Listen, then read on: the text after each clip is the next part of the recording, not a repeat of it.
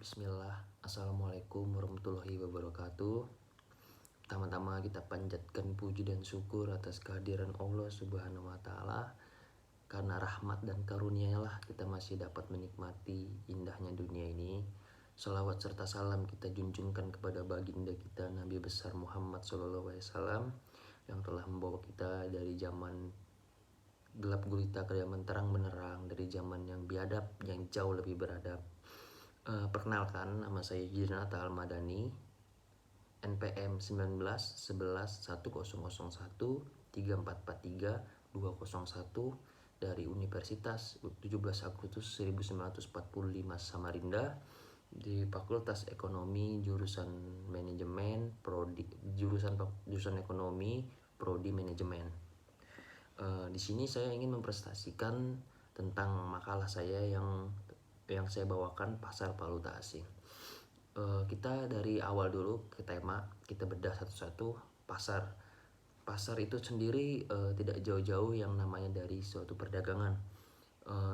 Contohnya saja, maksud saya di dalam pasar itu pasti ada sebuah perdagangan atau jual beli dan tukar menukar. Terus kita ambil juga kata valuta.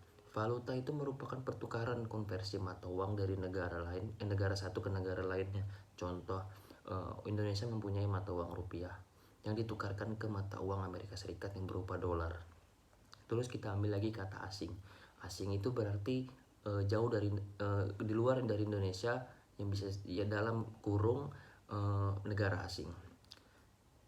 Di dalam valuta asing, transaksi valuta asing dapat terjadi di pasar valuta asing, juga dikenal sebagai pasar falas. Nah, pasar falas itu sendiri merupakan tempat pertukaran berbagai macam mata uang yang berbeda dan rate juga yang berbeda berdasarkan kurs. Kurs itu sendiri merupakan harga mata uang yang akan ditukar dengan mata uang lainnya yang berlaku di suatu negara. Selanjutnya, sistem pembayaran internasional. Sistem di setiap negara pasti mempunyai sistem pembayarannya masing-masing. Tapi dengan contohnya kita ingin membayar ke negara lain, itu pasti ada sistem-sistem yang harus kita ikuti. Dalam perdagangan, cara pembayaran merupakan suatu yang sangat penting dan wajib diperhatikan oleh pihak-pihak yang terlibat. Begitu juga dalam perdagangan internasional, penjualan atau yang bisa disebut dengan ekspor berkepentingan mendapatkan pembayaran sesuai dengan barang yang dijualnya, sedangkan pembeli itu sebagai importir, mengimpor, berkepentingan mendapatkan barang sesuai dengan yang dibayarkannya. Jadi timbal balik. Dan pada perdagangan internasional antara penjual dan pembeli yang menempati negara yang berbeda. Kenapa negara yang berbeda? Tidak di satu negara, karena di sini kita dari awal sudah pasar valuta asing. Jadi antara negara satu dengan negara lain, bukan dari daerah satu ke daerah yang lain. Di mana jarak tempat tinggal mereka relatif berjauhan. Di sini sih kita bisa menyimpulkan lagi bahwa relatif berjauhan dari contoh Indonesia ke Malaysia. Contohnya ya. Dan bahkan banyak di antara pelaku yang belum pernah bertatap muka. Contoh yang tidak pernah bertatap muka. Contohnya saja saya sendiri membeli sepatu dari Amerika Serikat. Nah, apakah kita harus mengetahui muka orang itu? Sedangkan kalau kita contoh di Samarinda, saya kita membeli ke pasar pagi, kita kan nggak tahu penjualnya siapa. Tapi sedangkan kalau kita membelanja online yang barang sepatu kita beli di Amerika Serikat, kita tidak tahu seperti apa mukanya dia. Itu yang bisa kita ambil lagi. Dalam keadaan seperti ini, masing-masing pihak memiliki resiko masing-masing. Maksud di sini resiko masing-masing. Eksportir memiliki resiko barang tidak dibayarkan oleh importir. Dalam arti ditipu. Barang sudah dikirim tapi tidak dibayar. Nah, jadi kebanyakan sekarang penjualan online itu dia meminta dulu bukti pembayaran agar ketika sudah dikirim barang itu tidak dan barang itu sudah sampai kepada barang yang si pembeli ini, dia tidak ditipu, langsung tidak membayar dan lost kontak. Kebanyakan kan seperti itu. Dan namun sebaliknya, importir juga merasakan hal yang sama jika dia membayar terlebih dahulu dengan risiko barang tidak dikirimkan. Nah, jadi yang contoh yang ini juga bisa resikonya dia, yang penjual ini resikonya dia tidak dibayar tapi barang dikirim, sedangkan yang membeli ini sudah dibayar tapi barang tidak dikirim-kirim. Nah, jadi timbal balik ya resikonya antara importer dan eksportir. perdagangan dalam jumlah kecil dan melalui pihak ketiga.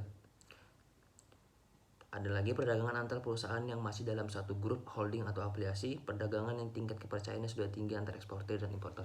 Maksudnya di sini kepercayaan yang tinggi itu contohnya yang lebih rasional ya.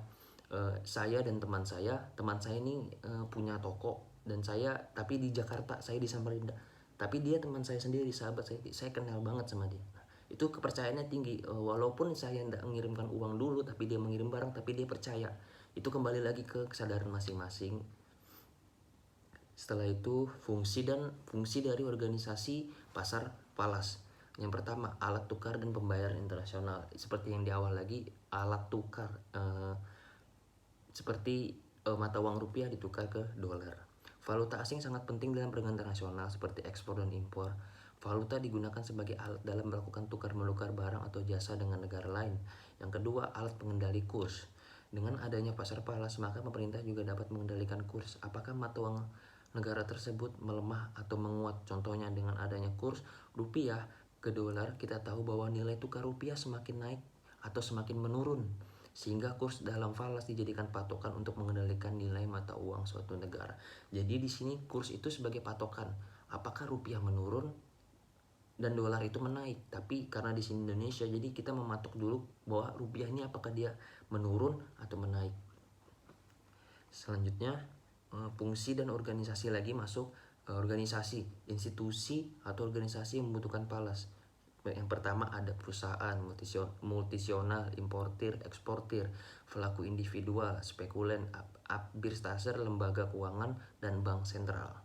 Itu organisasi-organisasi yang menggunakan yang bisa pasar falas. Selanjutnya resiko kurs. Resiko valuta asing atau falas merupakan risiko yang disebabkan oleh perusahaan kurs valuta asing di pasaran yang tidak sesuai lagi dengan yang diharapkan, terutama pada saat dikonversikan dengan mata uang domestik. Yang kedua, risiko falas bisa berasal dari beberapa sumber, antara lain yang pertama, transaction exposure. Yang kedua, economics experts. Yang ketiga, translation experts. Dan sistem kurs falas. Mungkin langsung saja. Dan yang ringkasan di sini, jadi pasar valuta asing atau sering disebut sebagai falas itu adalah mata uang yang diakui, yang dipakai, yang diterima sebagai alat pembayaran dalam perdagangan internasional, dalam perdagangan antara negara lain dengan negara yang satunya. Seringkali valuta asing yang banyak dipakai adalah mata uang suatu negara yang berfungsi cukup besar dalam sistem perekonomian di semua negara. Mata uang dolar adalah contoh valuta asing yang sering dipakai seluruh negara. Jadi kenapa di sini disebut dolar sebagai valuta asing? Karena dolar itu istilahnya contoh bahasa Inggris dipakai tidak hampir sih, cuman lebih umumnya bahasa Inggris ditemukan hampir di setiap negara, hampir. Nah, seperti itu juga dengan mata uang dolar. Lebih umumnya orang kayak contoh dijadikan dolar, lebih umum itu kayak istilahnya mata uang yang lebih yang biasa dipakai di umumnya di negara-negara lain itu adalah dolar. Mungkin itu saja yang dapat saya sampaikan. Kurang lebihnya saya mohon maaf. Jika ada yang benar itu datangnya dari Allah, jika ada yang salah itu datangnya dari diri saya sendiri. Wabillahi taufiq wal hidayah. Assalamualaikum warahmatullahi wabarakatuh.